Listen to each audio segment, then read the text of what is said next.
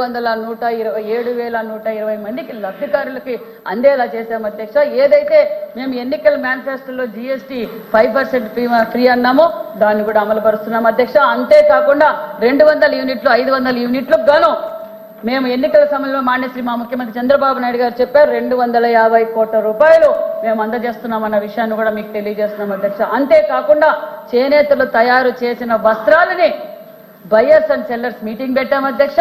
మరి పెద్ద పెద్ద కంపెనీలు వాళ్ళను కూడా తీసుకొచ్చి అనేక పర్చేసింగ్ కూడా మేము చేస్తున్నాం. అంతేకాకుండా ప్రతి నెల ఎగ్జిబిషన్స్ పెట్టి నేతన్నలకు ప్రోత్సాహకరంగా వాళ్ళు ఉండటానికి ఉచితంగా అన్ని ఏర్పాట్లు అక్కడ షాపు కావచ్చు, భోజనానికి కావచ్చు, కరెంటు కూడా ఉచితంగా ఇస్తూ మేము ఎంకరేజ్మెంట్ చేస్తున్నాం అధ్యక్ష. అంతేకాకుండా మరి అనేక క్లస్టర్లు కూడా మేము ఏర్పాటు చేస్తున్నామన్న విషయాన్ని కూడా తెలియజేస్తున్నాం. వీవర్ శాలలు ఏర్పాటు చేస్తున్నాం.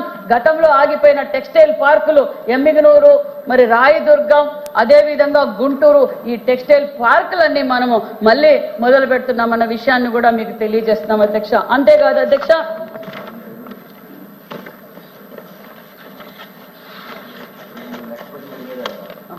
అంతేకాకుండా మరి టాటా బిర్లా వాళ్ళతోనూ అదేవిధంగా మేము మొన్నటి రోజున ఢిల్లీకి వెళ్ళి భారత్ టెక్స్ లో పాల్గొన్నాం అధ్యక్ష.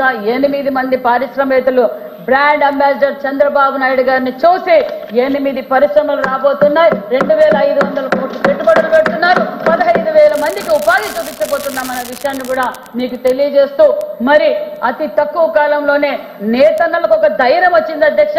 చంద్రబాబు నాయుడు గారు నేతన్నలకు పూర్వ వైభవం తీసుకొస్తున్నారనే విషయాన్ని కూడా తెలియజేస్తూ అంతేకాకుండా మరి ఆప్కోలు అన్నారు అధ్యక్ష. ఆప్కో గురించి చెప్పారు అధ్యక్ష. ఆప్కో సేల్స్ కూడా పర్సెంటేజ్ పెరిగింది.